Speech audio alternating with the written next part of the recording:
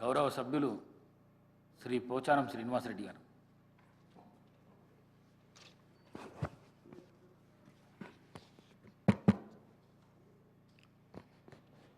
అధ్యక్ష, తమను మాట్లాడడానికి అనుమతించినందుకు ధన్యవాదాలు.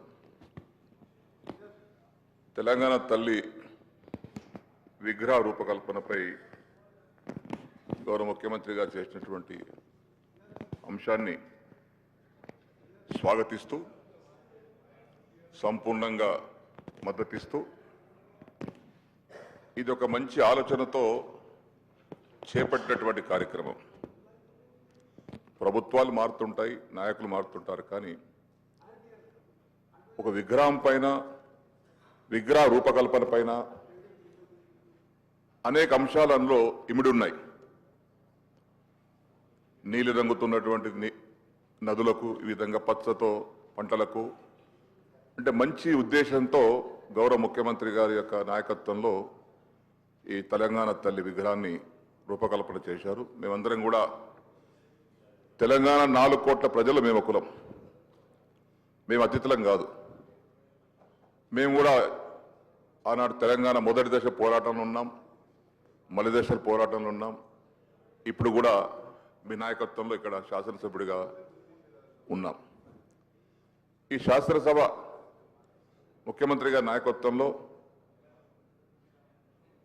మనమందరం హుందాతనంతో, అన్నిటికంటే ముఖ్యం నేను కూడా స్థానంలో ఉన్నప్పుడు కూడా చాలాసార్లు రిక్వెస్ట్ చేసేవాడిని, శాసనసభ మర్యాదలు, శాసనసభ హుందాతనాన్ని కాపాడుకోవాలి.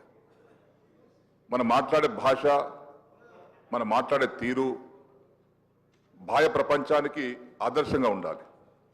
అంతేగాని చిల్లర మల్లర మాటలు మాట్లాడుకొని ఒకరొకరు నిందించుకొని, తెలంగాణ రాష్ట్రం అంటే ఒక అత్యున్నతమైనటువంటి ఆదర్శమైన రాష్ట్రంగా మనం పేరు తెచ్చుకోవాలి. ఇలా దేశంలోనే కొత్త రాష్ట్రం ఏర్పడిన తర్వాత ఈ సంవత్సరం కాలంలోనే వివిధ కార్యక్రమాలు చేపట్టి, ఎందుకంటే నేను గత 25-30 సంవత్సరాలుగా శాసనసభలు ఉన్నాను.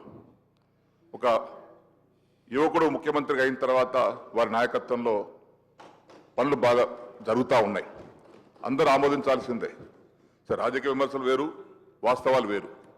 కాబట్టి ఈనాడు వారి నాయకత్వం జరిగేటువంటి కార్యక్రమాలు కానీ, తెలంగాణ తల్లి రూపకల్పనలో వారు చేసేటటువంటి కృషి కానీ అభినందనీయమని చెప్పేసి కూడా ఈ సందర్భంలో తెలియపరుస్తా ఉన్నాను.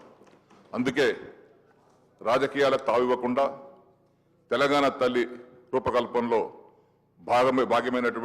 భాగస్వాములైనటువంటి అందరికీ కూడా అభినందిస్తూ, ఈరోజు సాయంత్రం కార్యక్రమం ఏదైతే ఉందో 6:05 తెలంగాణ తల్లి విగ్రహ ప్రారంభోత్సవ కార్యక్రమానికి పార్టీలకు అతీతంగా, మతాలకు అతీతంగా, కులాలకు అతీతంగా, వర్గాలకు అతీతంగా అందరూ కూడా వచ్చి పాల్గొని ఆ యొక్క తెలంగాణ తల్లి విగ్రహం, తల్లి అంటే మనకందరికి కన్న తల్లే, తల్లిని మనం గౌరవించుకోవడం మన బాధ్యత.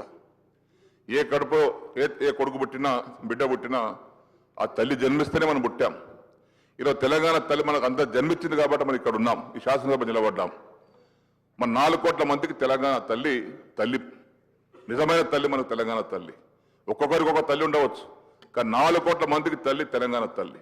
వారిని గౌరవించుకోవాల్సినటువంటి బాధ్యత మనందరిపైన ఉంది. గౌరవ ముఖ్యమంత్రి గారు ప్రవేశపెట్టినటువంటి యొక్క తెలంగాణ తల్లి విగ్రహ రూపకల్పన పైన దాన్ని సంపూర్ణంగా ఆమోదిస్తూ, సహృదయంతో స్వాగతిస్తూ, వారికి అభినందనలు తెలియపరుచుకుంటూ నేను సెలవు తీసుకుంటున్నాను.